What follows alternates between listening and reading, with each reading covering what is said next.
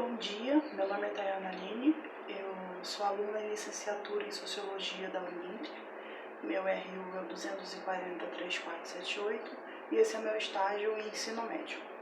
O tema proposto nesse vídeo são os sistemas de ensino, toda a didática de sistema de ensino no meio educacional, não somente no ensino médio, mas em todo o ensino no Brasil, desde o ensino fundamental até o ensino médio, todos os seus períodos. A educação acompanha o desenvolvimento humano desde os seus primórdios. Podemos dizer que envolve todo o processo educativo historicamente voltado para a transmissão de conhecimentos de geração para geração. Assim, a educação ela acontece em diferentes tempos, desde quando a gente nasce e é inserido numa sociedade onde a gente tem instituições, que é família, escola, igreja, todo o convívio, tudo que a gente vai fazer, prática de esporte, tudo que a gente está inserido está dentro de uma sociedade, dentro de uma instituição social. A família é onde a gente vai ter nossos primeiros passos na nossa vida, É onde a gente vai ter uma referência, é onde a gente vai dar o nosso início. E a educação tem a base nos processos educativos informais, onde ocorre na sociedade em todas essas relações. Já na escola, tem os sistemas de ensino. O que é um sistema de ensino? Por que esse título se refere dessa forma? Há outros sistemas de ensino? Como se organiza o sistema de ensino no nosso país? Essas são algumas questões que nortearão a discussão desse vídeo. Para buscar respostas para essas indagações, nós vamos recorrer a autores que têm dedicado a sua vida ao estudo dessa temática e procurar compreender os principais conceitos e discuti-los na tentativa de melhorar e elucidar esse assunto tão importante na área educacional. Saviani, ele alerta que imprecisões e confusões têm marcado o uso do sistema do ensino no campo educacional. As expressões interligadas ao sistema de ensino, sistema escolar, sistema de educação, são de uso frequente nesse campo. Tem concordância a respeito e seu significado. O autor considera conveniente começar a discussão pela própria noção de sistema, seguindo a noção de estrutura que lhe é correta. Nesse contexto, é possível entender o significado de sistema educacional considerando uma configuração histórica. Bem, considerando que essa palavra sistema ela é uma palavra que ela nos impõe a entender que é uma base que foi escrita por alguém para que todo mundo possa fazer, Não é somente isso. Sistema basicamente são as regras que uma instituição tem e que a gente segue para estar ali e dar continuidade a todo o processo na nossa vida, não somente na escola, mas eu acredito em tudo que a gente acompanha e vive, existe um sistema, existem os parâmetros que você vai seguir. Entrando nisso, eu queria chamar a atenção para o caráter da internacionalidade da ação humana. Tudo isso vai na interação humana. Alguém cria e alguém segue. Presente na configuração chamamos de sistemas, também para sistema público, sistema privado, sistema filosófico, sistema político e sistema educacional. São alguns dos casos em que o termo pode ser utilizado e todos eles têm como base a ação humana, de organização de um conjunto de ideias, valores, regras e leis. Portanto, podemos dizer que a existência ou organização de um sistema não ocorre de forma espontânea, natural, e sim por meio da ação humana.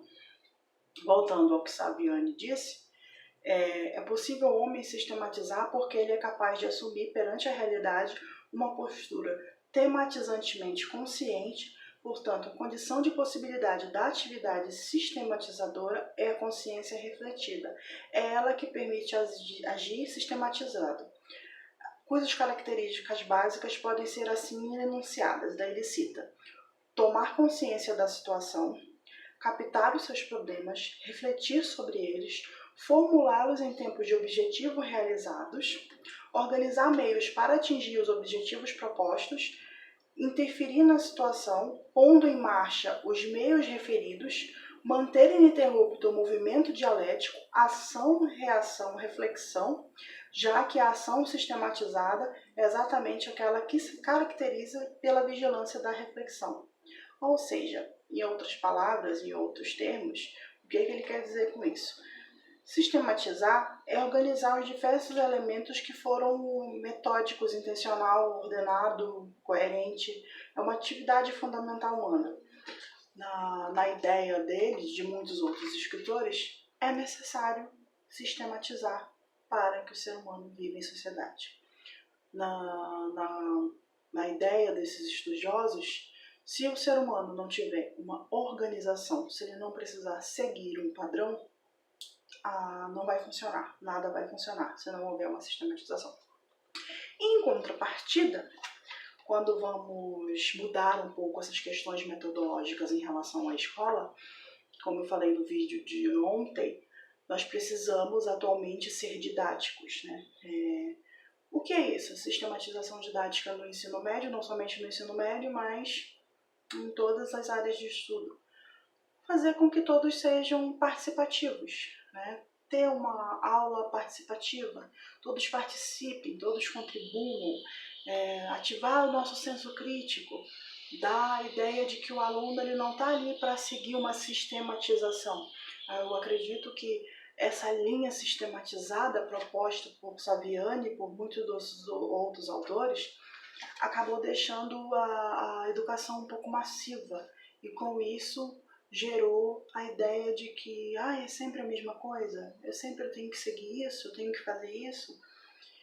Já tendo uma didática com um pouco mais de liberdade, ela vai fazer com que todos participem, todos proponham suas ideias, as suas dificuldades, o que é muito importante, e com isso vai fazer com que todo mundo consiga chegar no denominador comum para as suas dúvidas e vai todo mundo passar a sua fase do ensino médio para a sua fase universitária sem aquela dúvida lá do passado, aquele engate que ficou do ensino fundamental que atrapalhou no ensino médio.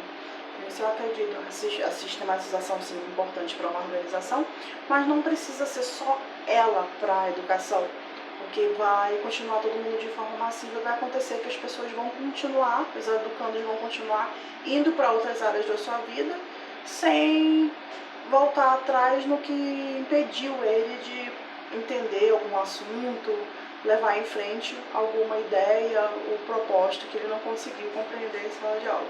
E voltando à sistematização, que Saviani cita, nesse raciocínio, seguindo as características básicas das atividades sistematizadoras, podemos compreender que tal atividade desencadeia-se mediante da tomada de consciência de uma situação específica, por exemplo, as formas concretas como se realizam os processos educativos em determinada sociedade. Com base nessa situação, da questão educacional, seria necessário captar seus problemas e identificá-los, mas isso só não basta.